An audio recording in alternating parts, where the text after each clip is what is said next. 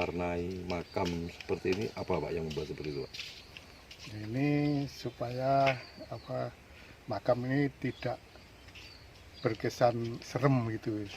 Jadi dari ide masyarakat terus kita laksanakan, kesannya supaya tidak serem. Jadi dibuat seperti ini, warna-warni ini. Ini apa aja Pak waktu itu yang dilakukan sehingga sampai indah seperti ini Pak?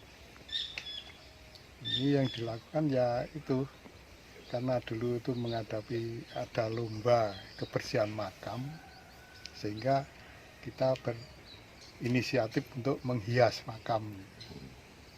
Ini sudah izin dengan pihak ahli waris semuanya atau bagaimana prosesnya sudah. gimana Pak? Bisa diceritakan? Jadi ada yang ahli waris dihubungi, terus boleh dicat, ada yang ahli waris sendiri yang ngecat